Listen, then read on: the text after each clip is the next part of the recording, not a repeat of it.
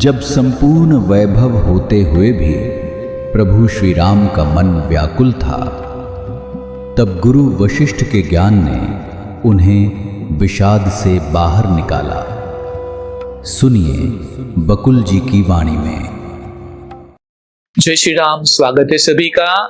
कल देखा कि प्रभु श्री राम को गुरु वशिष्ठ ने सर्टिफिकेट दे दिया कि तुम अनासक्त भी हो और ज्ञानी भी हो।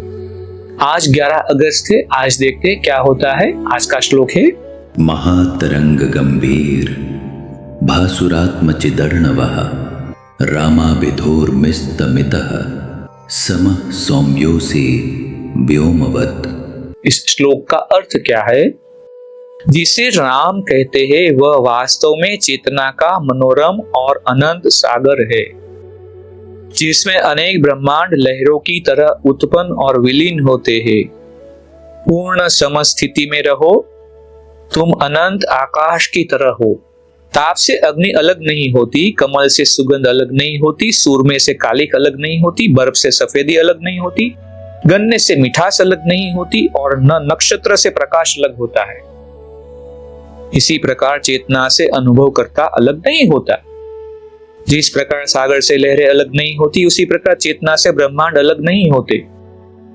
चेतना से अनुभव करता अलग नहीं, इसी प्रकार अनुभव करता से अहंभाव भी अलग नहीं, अहंभाव से जीव अलग नहीं और जीव से मन अलग नहीं, मन से इंद्रियां अलग नहीं, इंद्रियों से शरीर अलग नहीं, शरीर से संसार अलग नहीं और संसार के अतिरिक्त कुछ है ही नहीं।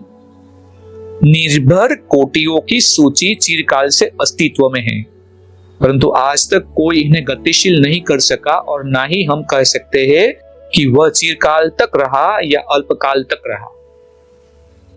सच्चाई यह है कि अन्य कुछ है ही नहीं, जो है वह है असीम का स्वतः अनुभव करता।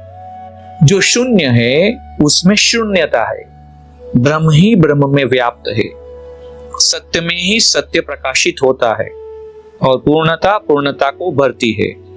इस संसार में कर्म करता हुआ ज्ञानी व्यक्ति कुछ करता नहीं, न ही वह कुछ चाहता है। इसी प्रकार हे राम, आकाश की तरह हृदय में शुद्ध रहो, परंतु देखने में बाह्य रूप से उपयुक्त कार्यों से संपादन में लगे रहो। यदि परिस्थितियां हर्ष या विषाद उत्पन्न करने वाली हो तो तुम लकड़ी के कुंदे की भांति अप्रभावित रहो। यदि कोई हत्या करने को तुला हो तब भी उससे कोई मित्रवत बर्ताव करता है तो वह सत्य का दृष्टा है। जो राग द्वेष से ऊपर नहीं उठा उसकी आराधना करना व्यर्थ है। जो अहम से रहित है, संकल्प वृत्ति से परे है और किसी चीज से जिसका लगाव नहीं, बस वही मुक्त है। वह यदि संसार को नष्ट भी कर दे तब भी वह कुछ करता नहीं।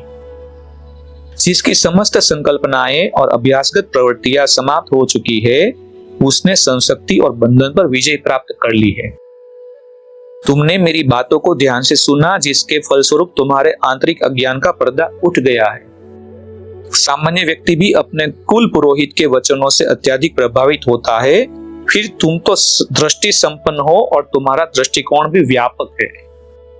राम ने कहा, मेरे सभी संदेह दूर हो गए हैं। मैं आकर्षण और विकर्षण से मुक्त हूं। मैं स्व में स्थित हूं।